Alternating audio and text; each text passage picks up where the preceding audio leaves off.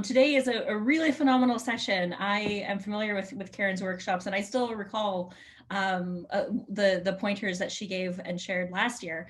So I'm really excited that she's back here with us today. It's really, really invaluable. Her session is Downsizing Your Photo Collection, and a little bit about Karen. Karen is the owner of Your Organized Friend and Treasured Photo Collections.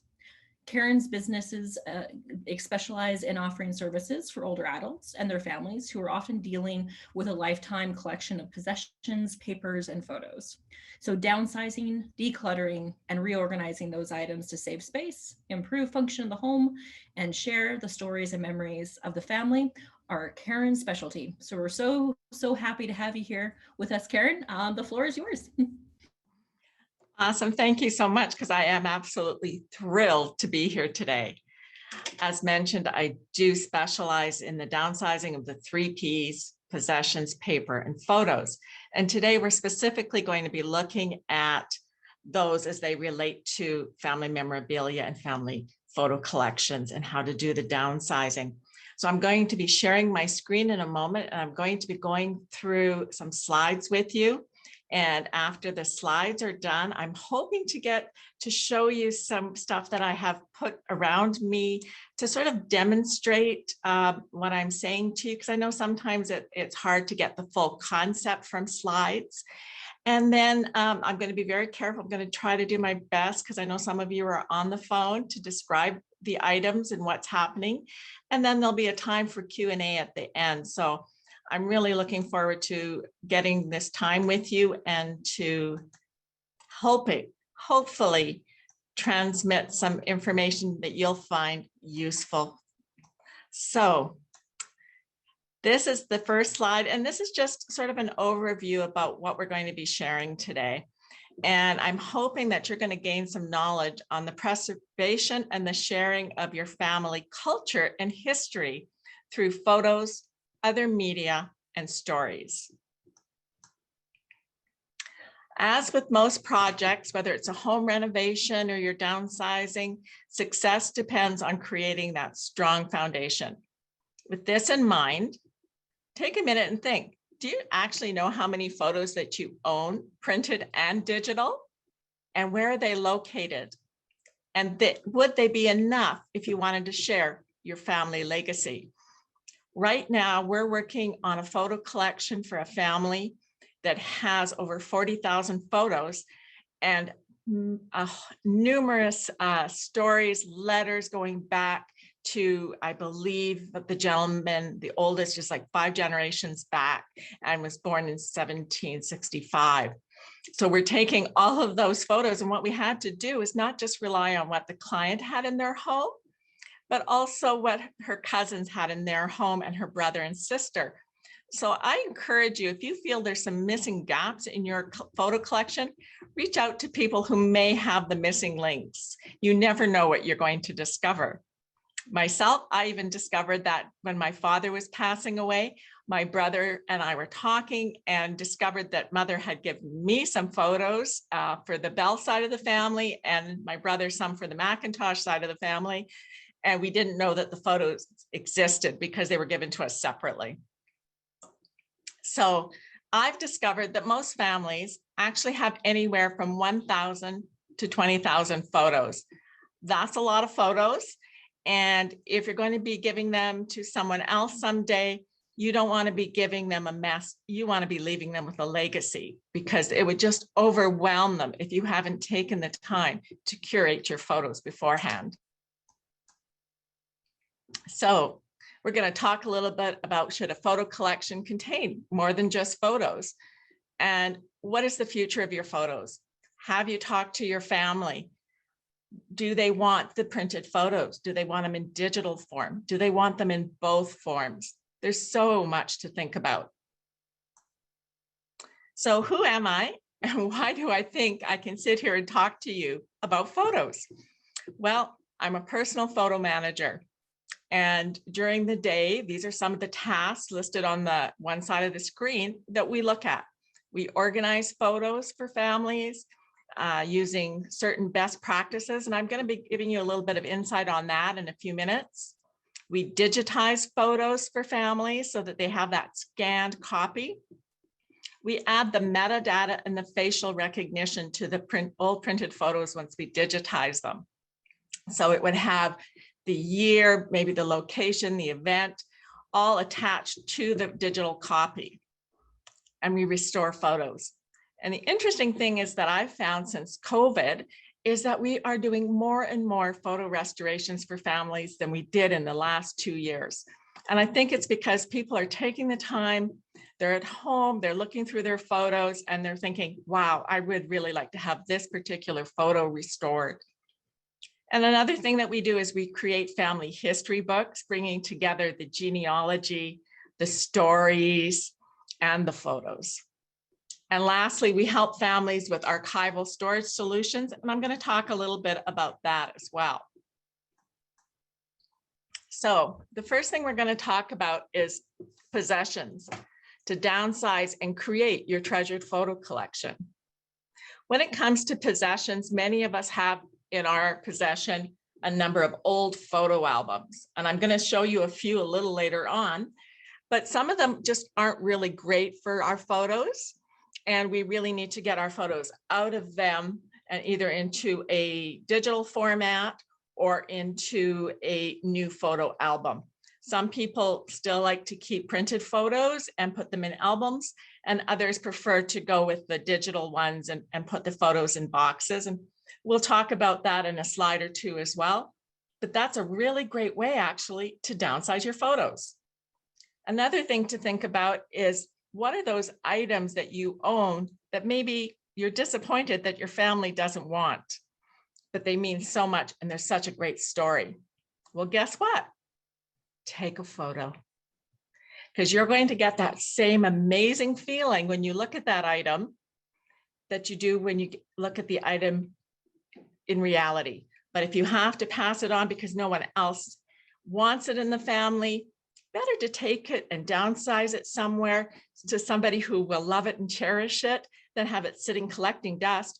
And you have that photo of it and you can actually tell the story with the photo. Paper. This is a big one. So many of us have records, documents, letters, and genealogy timelines and family stories. And when we can put those together with our photos, that just adds another dimension to our collection and actually makes it more valuable, because when it's all together, it's complete. It tells a story rather than being divided and living in many different locations. So I always say to collect them all, that hunt and gather, that's the first thing you should always be doing. Gathering all your photos, gathering all your documents, the family letters, the genealogy. And then the decision has to be made. Should we digitize this? And what's the best way to store it that's not going to take up very much room? Often what happens is a family will end up with one person per generation who agrees to be the family historian that will hold on to those items. But the other members of the family still want to hold on to a digital copy. And that's one of the things we often do is we take copies of things from metals or ribbons. Family letters are a great one that families want to hold on to. And we put them all together. When it comes to photos, there's going to be many photos, and some of them aren't going to be photos that share a lot of story, but some of them are going to be so valuable because they're going to talk about your family culture and values and your lives through photos. For example, I grew up in a small town. My mom and dad grew up in that same small town, and my dad was the Little League coach. And from Little League right up until he passed away, I can't even imagine how many baseball games my mom, my dad, my brothers, and I either participated in or saw. That's a big part of the values and the culture of my family. Small town values, having fun at baseball games, and being able to have those photos as part of our story really brings it together. When my father passed away, we decided there was many memorabilia items like baseball bats that had been signed and autographed, that we weren't really interested in keeping as a family. So what we did is we took pictures of those to add to our collection. So when you're working with your photos, you need to know your ABCs. And this is just a quick overview because I don't have a lot of time today, but I wanted you to know that I am working on a 3-hour workshop that's going to be available in the new year. And maybe I can work with some individuals to get that so I can present it to you as well. So knowing your ABCs is all about the importance of your photos. There are your best photos, your album worthy photos, the ones you want to share, maybe that will end up getting displayed on a wall or in a book. So you really do want to work on that. So A is for your ABCs. Whoop, didn't mean to go there. Went back by mistake, forward by mistake. So when it comes to the B's, those are the photos that maybe the next generation isn't going to be as interested in, but you're going to want to hold on to. Those are the ones that maybe are of value to you, but not to anyone else. So I always say with documents and photos that you want to keep for your own lifetime, maybe put them in a box and mark them, fine to destroy upon my death, and let the family know that they can make the decision on those. But there should be some that are already separated in archival boxes that are the important ones that tell the family history, the legacy you want to leave behind. And the C photos, those are the ones that they are really not that good. And C actually stands for curate out or put in the can, put in the trash can. They're the ones that are blurry, the thumb is across it, you have triplicates of it because we all got photos back in the 80s. We said we were going to share them with family and friends, and they're still sitting in those envelopes that we got them in. And it's time to get them out and downsize them. So I wanted to talk about that nobody's collection is the same. I have seen numerous collections, everybody's collection, whether they have more digital than printed or the other way around, everybody's unique slides. So it's really hard to answer specifically questions about each collection. I think you have to know where you're going. And that's why you need that strong foundation of knowing what's in your collection and where do you want to end up with your collection. But use archival safe products for the most important items in your collection so that they will not get further damaged, because most have at this point. Most people haven't been keeping them in archival safe. And then of course you have to make it retrievable. So that's, I'm going to talk a little bit more about that just now. I'm just going to skip over here. Okay, just a second, just let me get rid of that. Okay, so let's talk about possessions. So these are the photo albums I'm talking about. The reality is, if you have photos and albums like this, you're probably going to need to downsize them. And one of the best ways to do that is to, before you even start taking apart, take a look at what you have in the album and say, can I figure out a date? Who are the most important people in this? Make an index card to note that before you even start. But this album is here because we're going to actually dismantle it because the lady now lives in a small suite, doesn't have the room for all of her photo collections. And this photo album probably holds, I'm going to guess 200 photos, and it takes up a lot of space, as you can see. If you get a photo box, and you see these all the time if you go to Michael's, the craft store, these photo boxes can hold up to about 1,000 photos. So you're going to save a lot of room if you put them into boxes. A lot of people say, but I won't be able to know what I have anymore. But you will. You can digitize them before you do that. And in the book, in the box, you have an index card. So each album, you can mark the album and you can mark the people that are basically in the photos and the years that those photos were taken. But you're going to want to still specifically put some information on other individual photos. This is another big one we see. Families have these on their walls for years, and then they get to a point where they decide it's time to take the photos down. So what you have to do then is very carefully get a tool and cut through the paper. And I'm just gonna there we go. And that's going to allow you to safely get the pieces of the out. If there's been moisture, please don't do that. Give me a call and I'll talk you through it, because there's a good chance you could cause more damage if you try to get it out. This is another cute little downsizing tool, just to go off topic for a minute. This is a silver knife. And what happens is I have a friend who takes them and she makes letter openers out of them, because most people aren't using silverware anymore. So keep that in mind, that you don't always have to use something for the original intended use.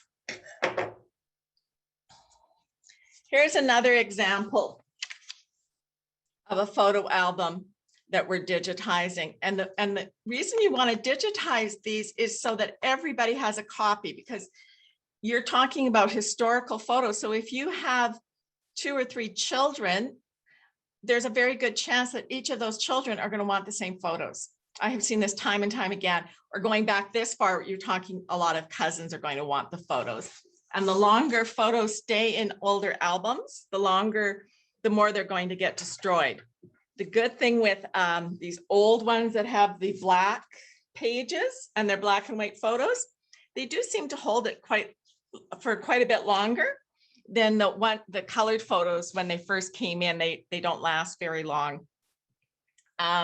So that's a big thing to consider, the age of your photos. Start with your older photos first, identifying the people in those photos, because the younger generation, your children, they can probably figure out after a certain point of time whether it's theirs, but they may have more trouble identifying you or a sibling or your parents or grandparents back in the photos.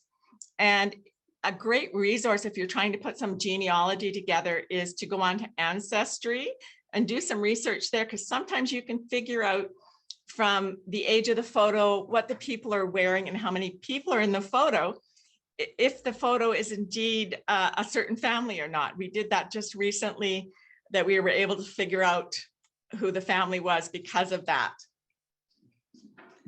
This is an archival safe box. Now I want you to take a look at this as compared to the one I showed you earlier. This one is LinkedIn free. So that means it's safe to put your photos in, and your photos are going to last longer and not deteriorate so fast. You can also get special paper, and you can put other items besides just photos into your collection and store it in these boxes. Something like this. Oops. So this beautiful candy dish is crystal. It's got the cranberry on it. Most family members actually don't want them anymore. So you have a couple of options. You can take a picture of it, then donate the item, because crystal is actually just a donate item now. I'm sorry.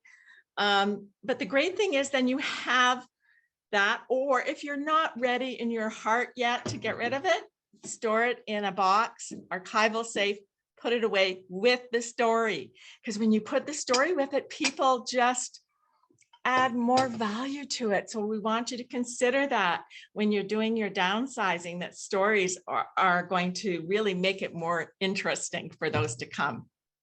So I want to talk to you about, well, I take my photos out of there. I've digitized my photos. I have my stories. What do I do now? Well, actually, you can make a couple of books. This one is actually a gentleman's life story. And he has all his story, and his family photos are in here as well. So it tells that story, and it's a beautiful publication. You'll see up there, there's a photo book, which people are maybe a little bit more familiar with. You can put your photos into photo books, because actually I have taken stacks of photos this high and given families back a photo book that takes up that much room. So there's a lot to be said about digitizing and knowing what your family wants. Is your family going to be looking at your photos in a digital format? Are you meeting them where they're at, is what I like to say. Okay, so I'm just going to show you a couple more things that you may want to be considering. Can you write on the backs of photos? Yes, you can. You can use a soft leaded pencil to do that, or you can get archival safe pens. Michael often has them, or you can get them out at the provincial archive as well. Another great place to find resources is in family books from a family where your family may have grown up or lived in that area, or there might be other family stories in other books that you might want to include with your photo collection. Just make sure if you're copying it and you're going to be doing something with it that you get permission, because those items are all copywritten, right? So you have to respect that. So the other thing I wanted to show you about is this binder. We're just in the process of going through. We've made copies of the letters that the family has, and we're going to be putting dividers in to keep notes on it so that that can live with their printed photos, and then they can have digital photos as well. And this is becoming very popular because families are moving away from the digital, and there's lots of platforms available now to share your photos that are digital. There's cloud services. I personally prefer and recommend to my clients to use forever.com because you own the storage space. You're not renting it like with Google Photos and that some people use, because what happens is they decide to close that service, then you're stuck in a really hard place. I've seen it happen, unfortunately, too many times to families. So you really do want to avoid having that happen. So, the thing is to go through your photos, and the best way to organize them is how you think. So you've got your A photos. Those are the ones you want to cherish and share with the rest of your family.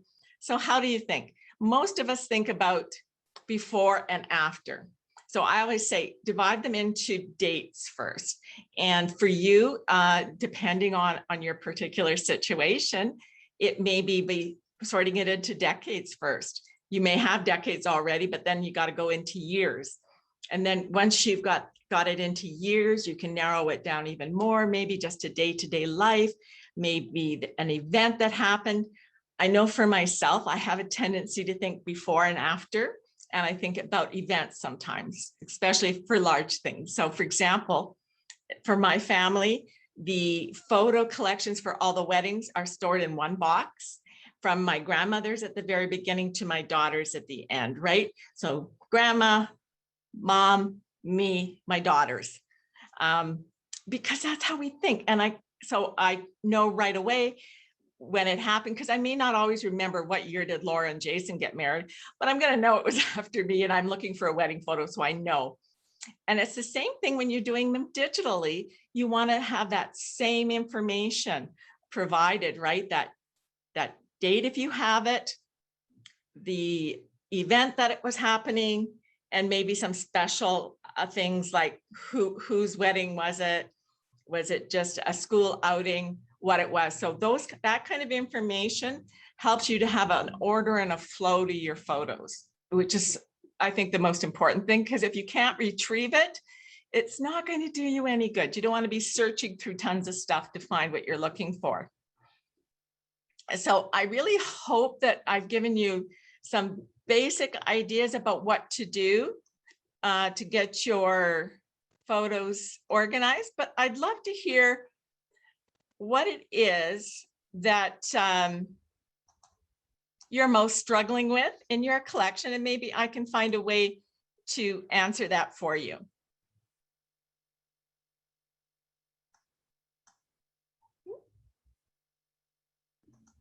And if you're just joining us and would like to ask Karen a question, you can do it in a couple different ways. So if you would like to ask a question like using your audio, all you have to do is click the little raise hand icon located right at the very bottom of your Zoom toolbar. And then if you would like to ask her a question in the chat, just click that Q&A icon and you can type your question directly to Karen.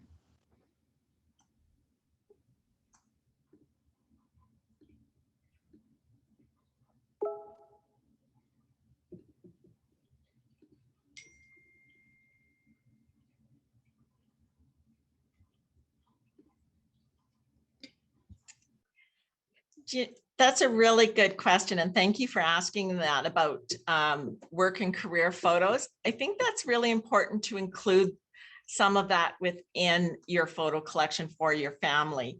And one of the reasons I think that is because that makes up who you are. That is part of you. Now, is your family going to be interested in photos you have of other people maybe that you worked with? Not as much, but you may want to include 1 or 2 photos in that collection. So I would consider that. And then, you know, having a book, because that's going to be what you're going to cherish the most, right? And you'd be surprised at how your career maybe makes a big difference. My father was the postmaster in the small little town, and I'm still friends with a lot of people I grew up with on Facebook. And when my dad passed away, so many people shared great stories with me about my dad being the postmaster and looking out for them. So definitely I would include a little bit. All right, we have Velocity. If you would like to ask your question, you're unmuted. Thanks. I'm wondering how to best digitize the older photographs. That's what I'm struggling with, is getting a good copy of a digital photo. Mm-hmm. So, and that can be very hard to do. Okay. So what are you using to digitize your photos? Right now, I just take a picture of them on the cell phone. I found that is working best for me right now, because I found my printer scanner doesn't do that good of a job. Yeah, printer scanners are horrible for doing it. And even cell phones aren't the best, because you have to make sure you're getting the right DPI. You have to make sure you have your perspective correct. You have to make sure that everything is lined up so you don't have glare, right? That kind of thing. So, you know, it's not that expensive to get your photos actually digitized professionally. We do it starting at 35 cents a slide or photo, depending on what we're looking at. Oh, okay. So it's really quite inexpensive. And so I would say take a look at that, or actually invest in a photo scanner. We have 6 different kinds here that we use depending on the project we're doing, because there you can go in and you can raise the DPI. Unfortunately, lots of people, you know, they save their photos in what do you call it? A Facebook, and the DPI on that is like 75 dots per inch. And if you went to then print that one or make an album or something, it wouldn't work because the DPI isn't high enough, because you need 300 minimum. Okay. And often we're looking at, like we do most of ours at 600, just because in case somebody wants to do any restoration work on a photo or anything like that, you need that higher number. So I would look at doing that, but I certainly would never recommend doing it on a printer scanner. They're not designed for that. Yeah. Okay. But you can get flatbeds. You can get, like, we have a couple of flatbeds that we use, and we have a couple of power scanners that we use so that we can put them through the same way as if you're photocopying using a photocopy machine. But if it's a historical photo, like a really significance, I would definitely just do that on a flatbed or hire it out. Don't try and do that yourself. Okay, answers my question. Thanks. Thanks. I see Margaret made a comment in the Q&A about using forever.com and absolutely loves all the services that they offer. I agree. They're by far my favorite. And the reason I always recommend Forever is because it is you own that storage space. So it's like buying a house for your photos and everything, where so you don't have to worry about it, and you can add metadata and change names and everything. It's absolutely the best in my opinion. So unnamed photos. Oh, so Lucy, do you mean photos that you're not sure who is in the photo, and anybody who could identify them is no longer here? Is that what you mean?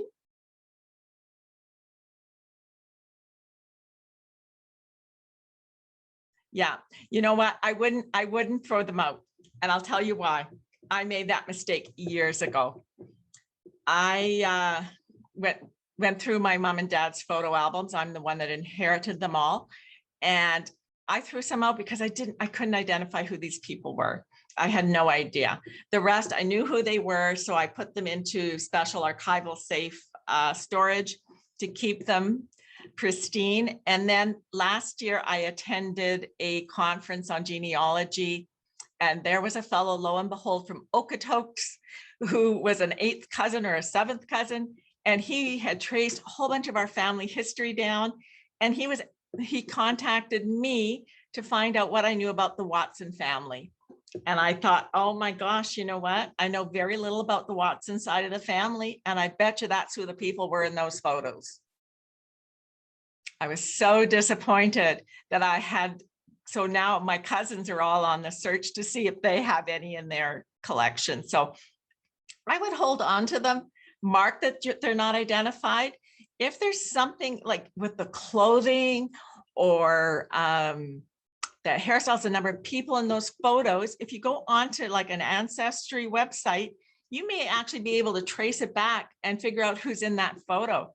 If it's a studio photo, you could find out often where that studio is located. We did that last year, and we were able to figure out for a family who the person was in the photo and who the 2 children were. And we were able to label that appropriately because that was the only family that had lived in that area at that time. So I would hold on to it in case you end up with somebody in your family who's a genealogy geek like me.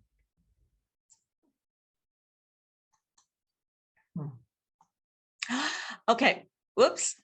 How would you recommend getting photos that are stored in a basement by a relative who ignores every attempt to reach them? Oh my gosh, that's such a tough one. And a basement or a laundry room are the worst places to store your photos, because photos need to be in a really stable environment. That means not subject to a lot of heat, not subject to a lot of cold, not that fluctuation back and forth, the moisture. I have seen so many photos destroyed because they weren't preserved properly. So you really have to be aware, and maybe talking to them about how you would like to you'd be honored to be the one to take over and create a family history with those photos, and see if they'd be interested in working with you on it. You have to be gentle, because if it's their photos, it's their photos. They have the right to hold on to them. But you certainly can always ask them to, and explain to them that you are somewhat concerned about making sure that the photos do not get destroyed over time, and tell them that that you're aware of the way they're storing may not be the most beneficial for the photos.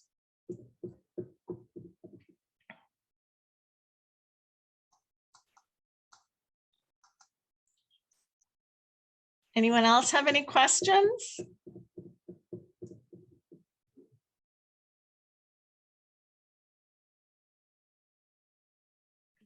So if there aren't any more questions, I'm just going to add a couple of comments about always remember, hunt and gather your photos, get as many as you can. You're going to curate them into your A's, your favorite photos, the photos that tell the family story, the culture of the family, all about who you are. Then there's going to be those B photos that maybe nobody else in the family will really care about. An example is my mom and dad who went to Hawaii. It was great. They wanted so badly to go there, and they did. And that was great, but I wasn't on that trip. So there was very little interest for me in their photos of Hawaii. What I did though was I kept a few photos that told the story that they went to Hawaii. I didn't need 3 albums full of photos, and I didn't need 100 photos of sunsets that I didn't see. Those were of very little interest or concern to me. So look at curating those ones out, and maybe just put the other ones into a B box, the ones you're going to keep. My dad had a lot of certificates from over the years working for the post office and volunteer work. So we digitized those and we kept them in the box. And when he passed away, we had his permission then to take that box and destroy it. But we had our own copies as a family. So A, B's, and C's. I'm doing this presentation again tomorrow, although it won't always be the same because I don't really over prepare. I just know what I want to talk about. And I believe this is being recorded. So maybe Amber could answer that a little bit better for you than I can. Yeah, absolutely. So this session is going to be recorded, and at the very end of, most likely between the middle and end of October, all of the sessions that have given access to be recorded will be hosted on our Seniors Forum website, and we will be sending an email to all who registered at the end of our sessions early next week, which will give you the direct link of where to find those. Perfect. Thank you so much for this, Karen. As always, your wisdom and brilliance is absolutely so appreciated. Thank you for sharing your time with us today.